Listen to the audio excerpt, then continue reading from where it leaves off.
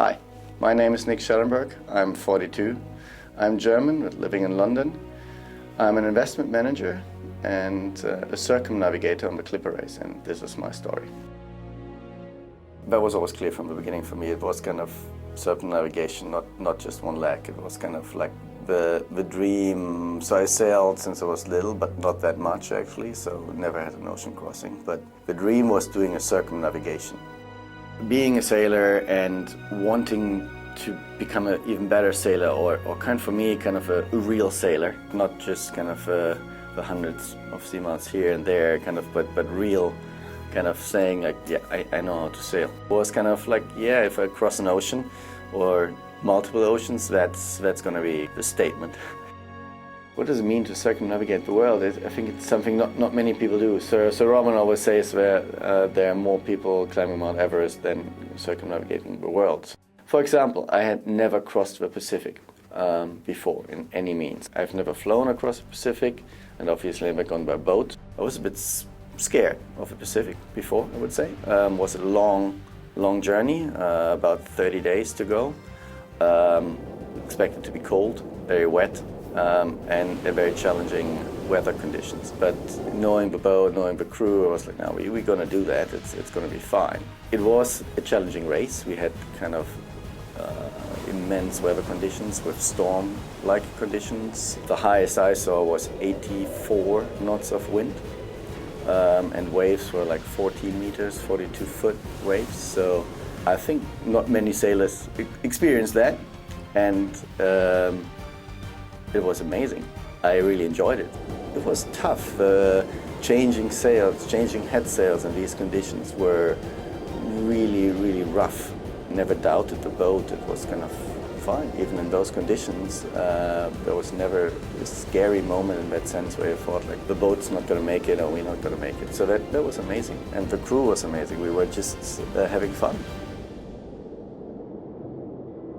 Cooking can be fun. I think that's another challenge as well, but cooking is fun. You actually, on our boat, we had basically a day off when you were on bistro watch, or how we call it, or mother watch. You start the day, you get up early and prepare breakfast for the others.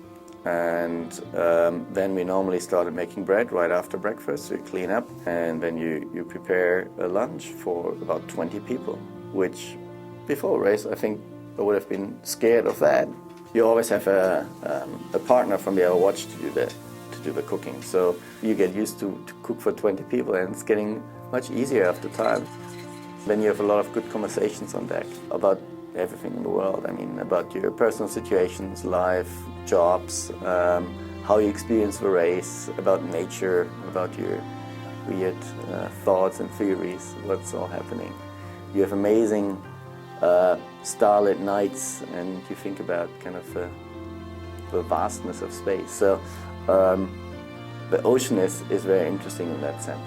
I cannot really describe what's so nice about it. It's kind of, it's not always calm, obviously, but it's always different and gives you some comfort, even in its vastness. I don't know. It's very interesting, and now I'm gonna miss it. The Clipper race, it's not only about winning. It's more about you do it and you achieve whatever you think is right. So just being able to sail around the world and get that done, I think is a large achievement. How you come out in the race is then secondary, at least for me. But if you're next to another boat, if you see them, then you get really competitive. The whole crew suddenly wants to trim more, get the best person on the helm, and everybody is kind of like, oh, can we get the boat lighter, and thinking about what you can pump out and everything to get the boat faster, and that's getting really interesting. Taking this time, the 11 months actually with the preparation and with the training, is actually a full year. It's probably not easy, and that's probably why I waited about 10 years before I did it. You have to put your mind to it and just say like, okay, let's try it. You have to do it step by step.